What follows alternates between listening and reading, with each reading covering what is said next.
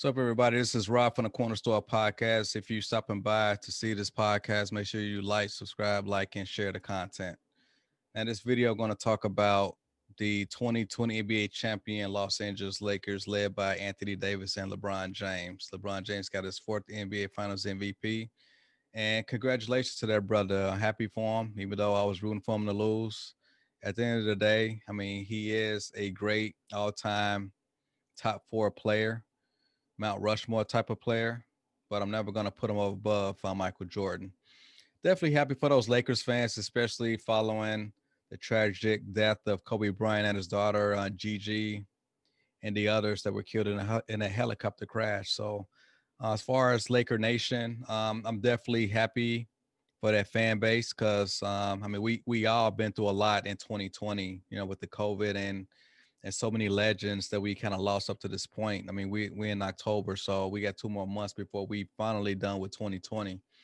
But yeah, it was definitely a beacon of light for those Lakers fans, and I'm definitely happy for them. And in next year, I guess the season's going to start sometime after January, I believe, after Martin Luther King holiday.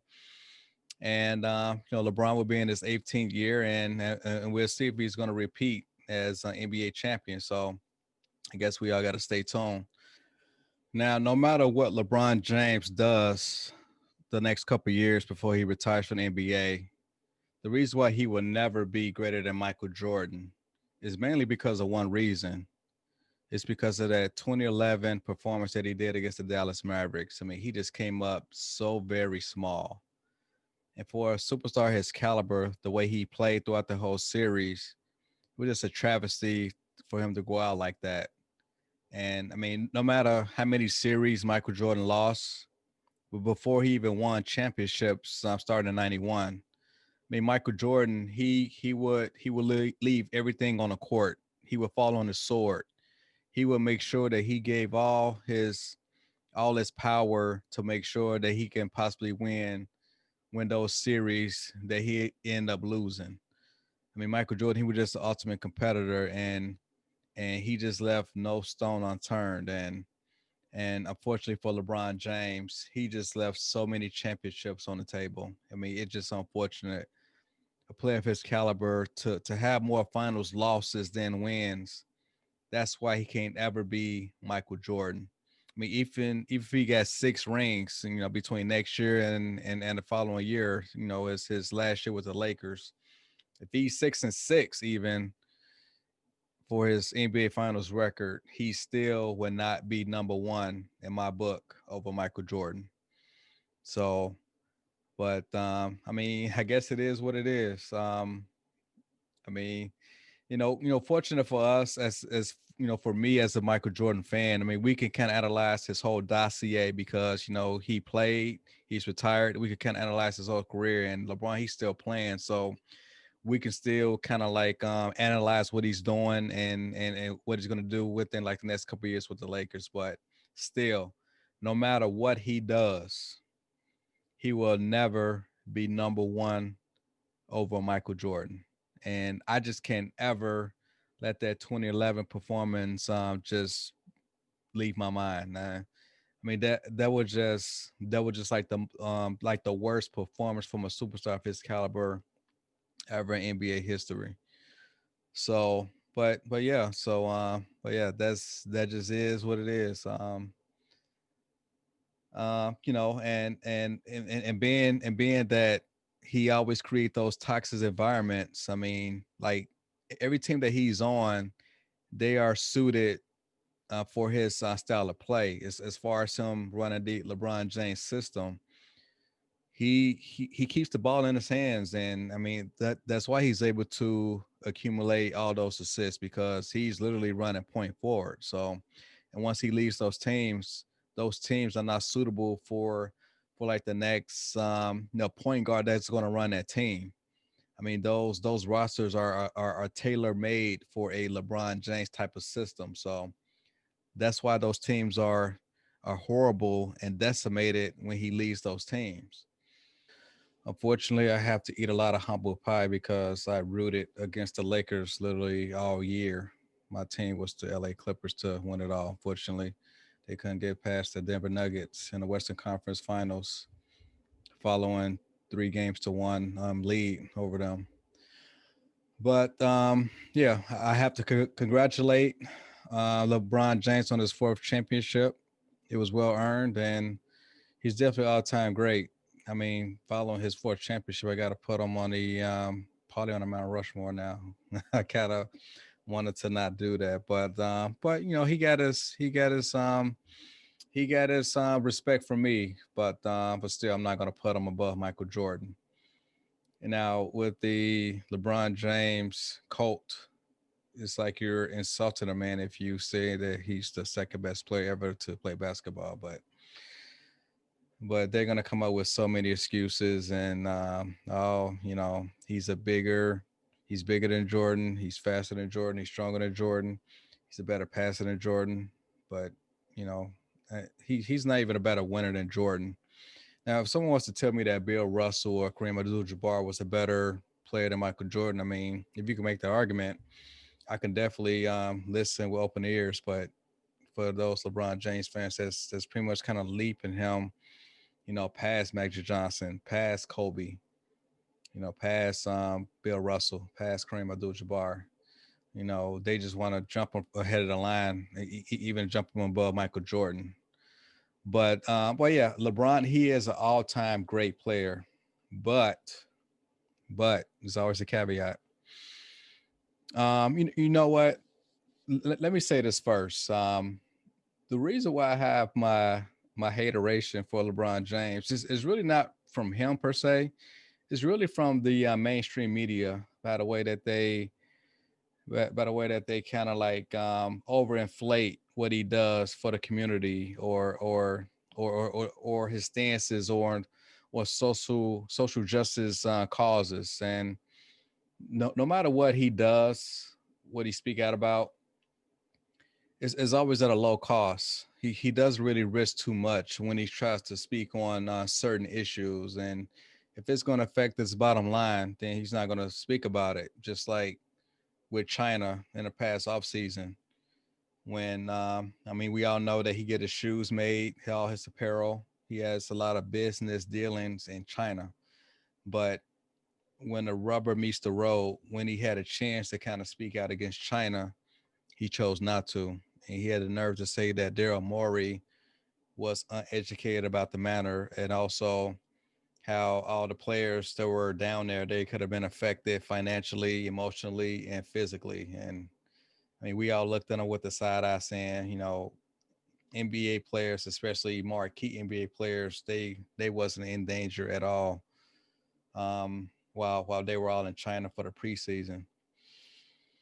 But just like when in 2014, from the death of Tamir Rice that happened in his backyard at the time when he was playing for the Cleveland Cavaliers, someone asked him about what he thought about the whole situation, and he chose to kind of dodge that story. I mean, by all means, you know, he's not obligated to give his opinion about anything that happens when it comes to police matters. When it comes to you know, killing black people, but since he kind of put himself out there, we all expect for you to give some type of educated or thorough response to what's going on. But he chose to kind of like backpedal from it. He said that he didn't know anything about it, and he's the type of person that will have to think things through in order for him to have a more informed opinion about it.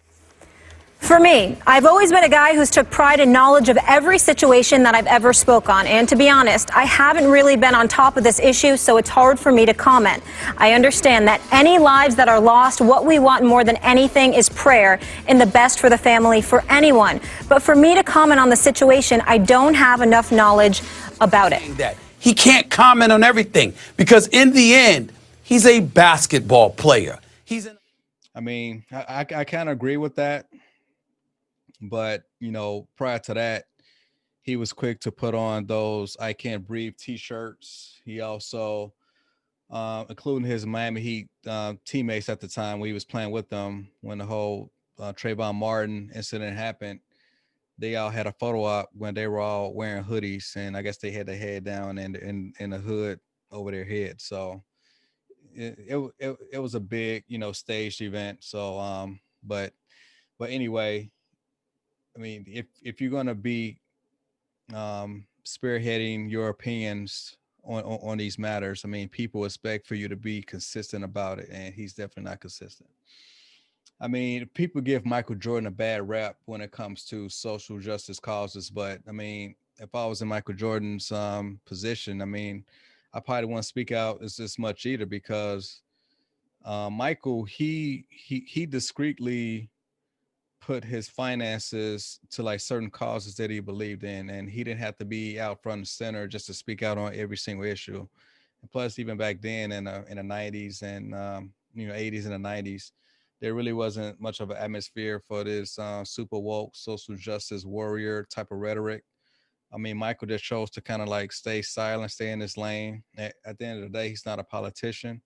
All he is just an athlete. And we have the greatest minds and influencers um, that are in the political arena that could kind of like take care of those issues. And Michael Jordan is not obligated to do anything unless it has to deal with his family. As a basketball artist, his number one job is to go out in front of 20,000 people, perform the best of his ability, and then go home to his family. I mean, he owes anybody, he doesn't owe anybody anything.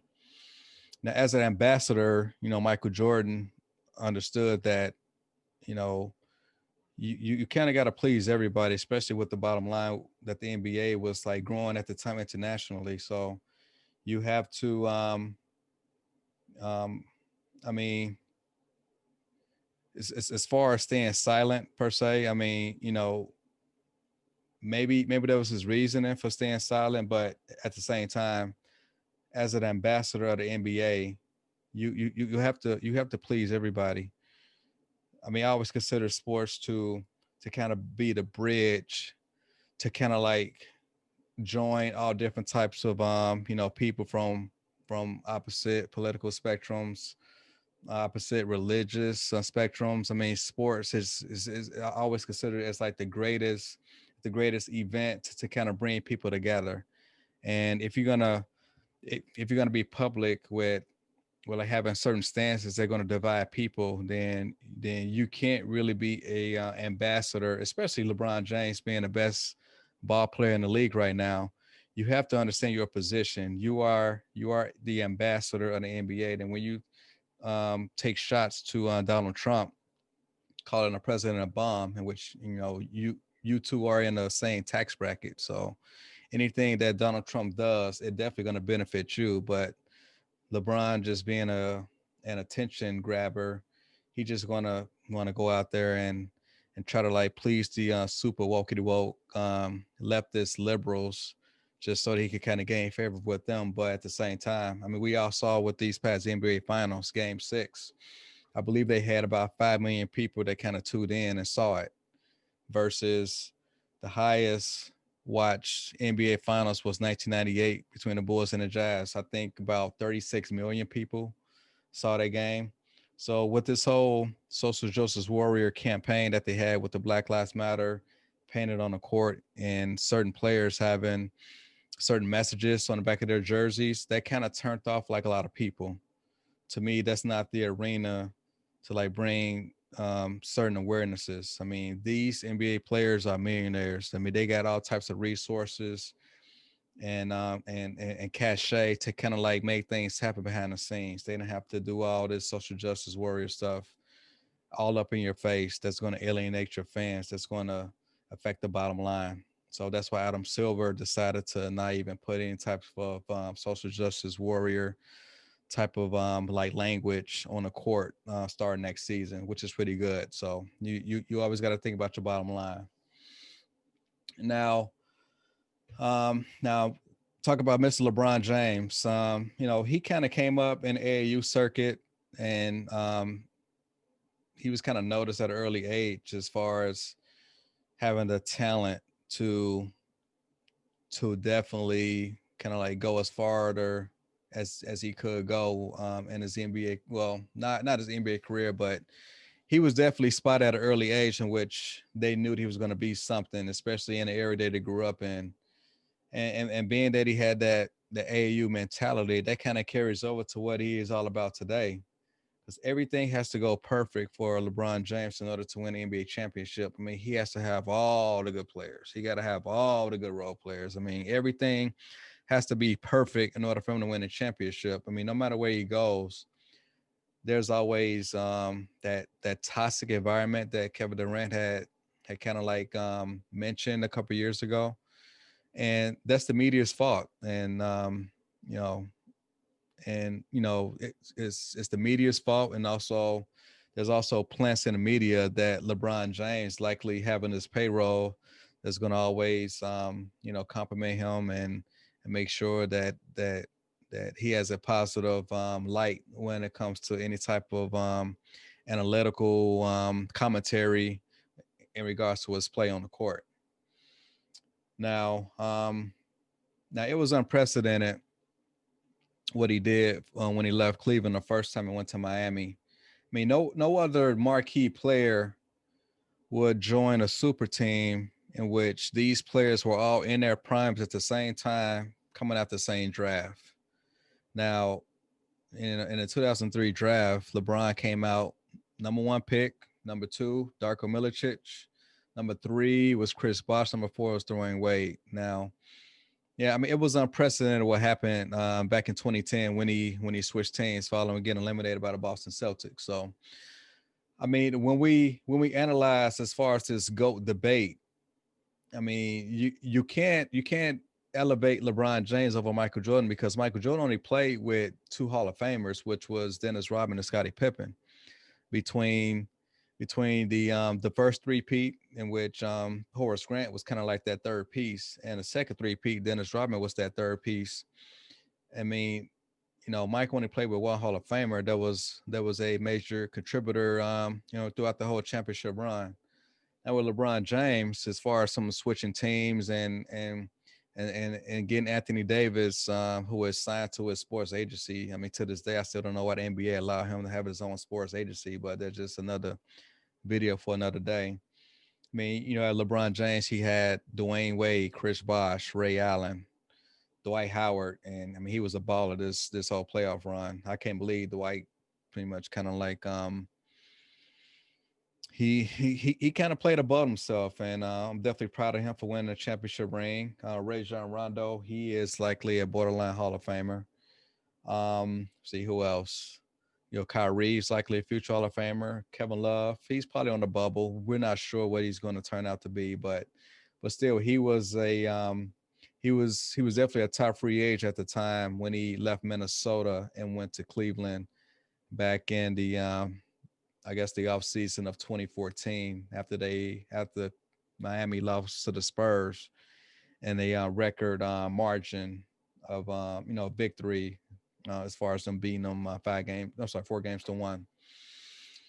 Now, see what else? What else? I mean, yeah, like I said about the whole Miami experiment. I mean, even though that they won 2 titles out of 4 years, I consider that experiment to be unsuccessful, being that during that pep rally, he promised the Miami Heat fans, he said, not one, not two, not three, not four, not five, not six, not seven.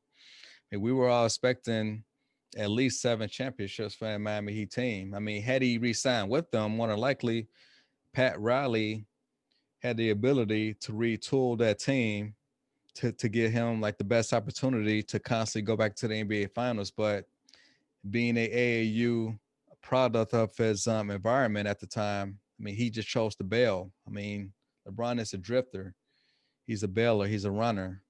So, so had LA, let's just say hypothetically, they not win a championship this year and possibly next year. Who knows? Maybe he probably would have opted out his fourth year with the Lakers and probably would have tried to go somewhere else just to kind of win a like a last resort type of championship.